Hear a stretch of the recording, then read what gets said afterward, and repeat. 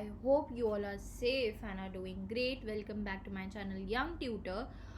और आज हम पढ़ेंगे एक बहुत important chapter gravitation.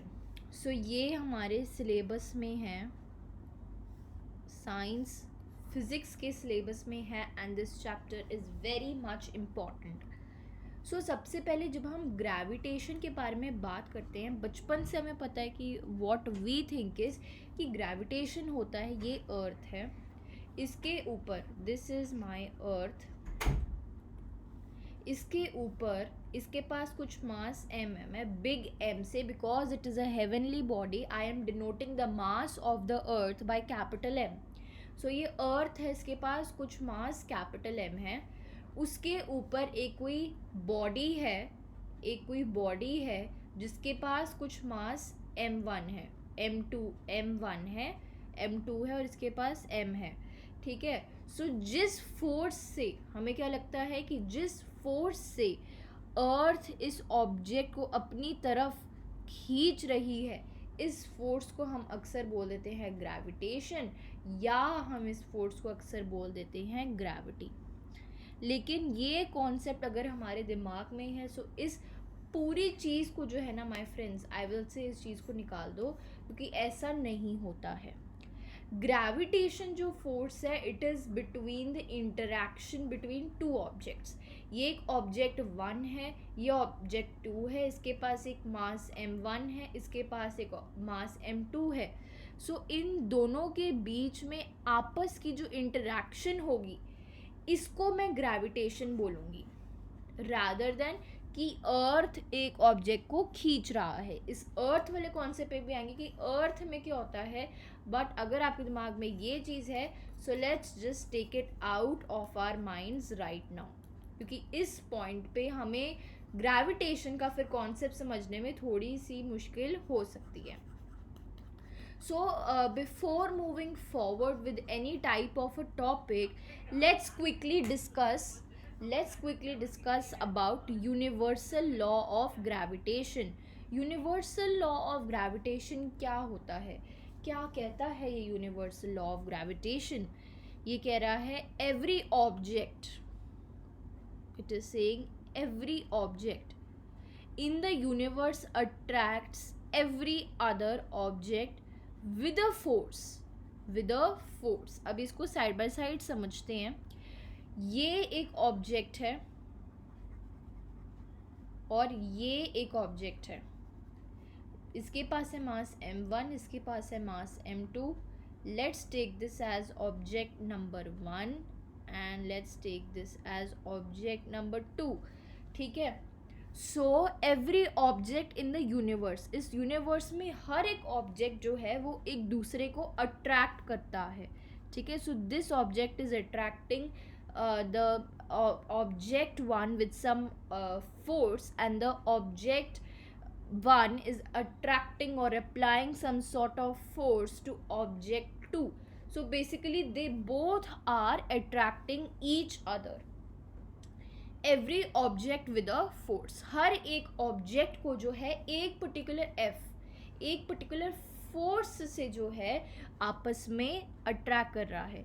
So force applied by object 1 due to 2, object 1 के ऊपर जो फोर्स लग रही है 2 ऑब्जेक्ट की वजह से, force due to on 1 due to 2, और इधर लिखेंगे force on 2 due to 1. Second object के ऊपर फोर्स लग रही है, और कौन फोर्स लगा रहा है, ऑब्जेक्ट 1 फोर्स लगा रहा है. So this is how we write forces in physics. ठीक है. सो अभी ये हो गया which is proportional to the product of their masses. So अभी तक हमने क्या पढ़ा कि हर एक ऑब्जेक्ट इस यूनिवर्स में आपस में एक दूसरे को क्या करता है, अट्रैक्ट करता है. ठीक है. क्या करता है, आपस में अट्रैक्ट करता है every other object with a force. So ये फोर्सेस क्या हो गई, F1 by F12 and F21. ठीक है. Force on 1 due to 2 and force on 2 due to 1. ठीक है. ये चीज़ हो गया. So which is proportional. अब फोर्स जो है, फोर्स ये जो है ये प्रपोर्शनल है, इसको क्या बोलते हैं हम, प्रपोर्शनल साइन, ठीक है, इसको क्या बोलते हैं हम, प्रपोर्शनल का साइन बोलते हैं. So the force is proportional to the product of the masses. So अभी हम यही एग्जाम्पल जो है कंसिडर कर रहे हैं, we are considering this example only.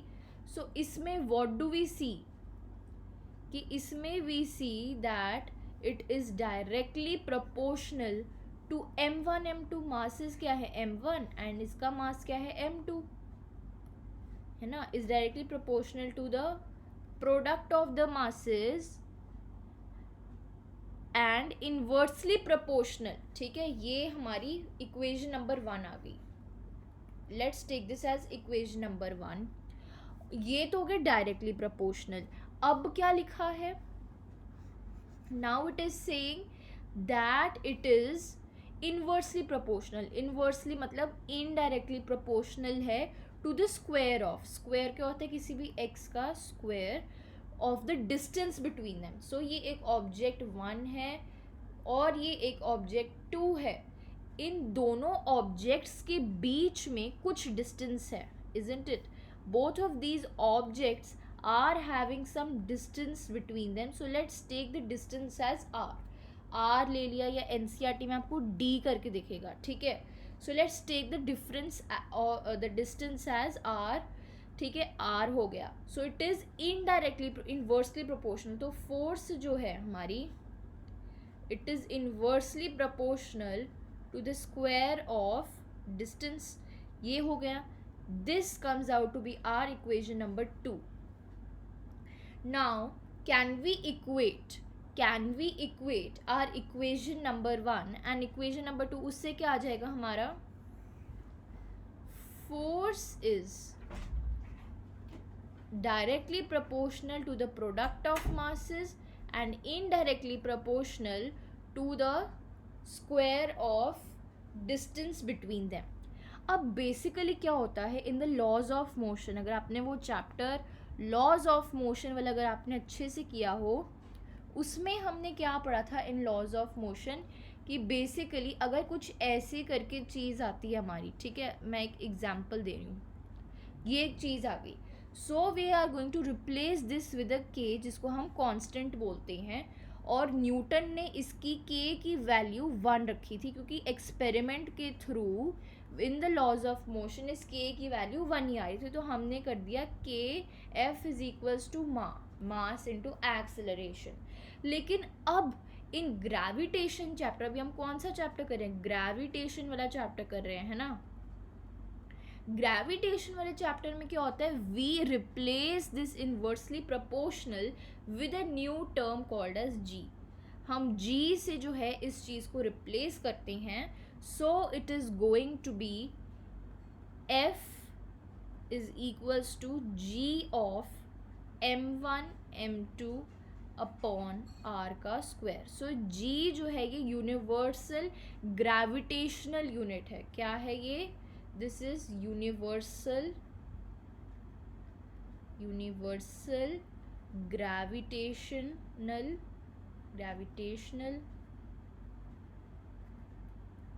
Unit, ठीक है, इसको हम G बोलते हैं. ये हमारा G आ गया. And this G has a fixed value. इसका क्या है, इस G का जो है एक फिक्स्ड वैल्यू है. And what is that fixed value, that is fixed value is very important to be learned. 6.67 into 10 to the power minus 11. अब अगर हमें इसका वैल्यू निकालना है कि इस G का SI यूनिट क्या होता है, सो अभी हमने through the equations what we have derived is that F is equals to G m1 m2 upon r का स्क्वायर. ठीक है, अब हमें जो है इस G की वैल्यू निकालनी है. तो ये बन जाएगा G is equals to cross multiply, ठीक है, एफ आर का स्क्वेयर अपॉन m1 m2. ये हमारी G की वैल्यू आ गई. One thing to be remembered is कि F का हमारा ऐसा यूनिट क्या होता है, न्यूटन. R तो हमारा डिस्टेंस हो गया, तो डिस्टेंस हम इसको हमेशा मीटर में लेंगे. सो न्यूटन मीटर स्क्वायर, क्योंकि इसका स्क्वायर हो गया, अपॉन m1 इसका कुछ x kg है और इसका कुछ y kg है. So kg into kg is going to give us kg का square. So newton metre square upon kg का स्क्वायर इज आर वैल्यू. ये चीज़ जो है हमारी वैल्यू आ गई, आप कह सकते हो हमारी SI यूनिट आ गई. ठीक है. सो अगर आपको G की कंफर्म्ड वैल्यू देनी है, वैल्यू ऑफ G क्या होगी, it is going to be 6.67 into 10 to the power minus 11 newton metre square upon kg का स्क्वायर. ठीक है, अपॉन kg का square. So this is all for today. इतना सा टॉपिक आज के लिए था regarding the universal law of gravitation और कैसे इसको डिराइव करना है, what is meant by this. In the upcoming lectures will talk about the next things as well.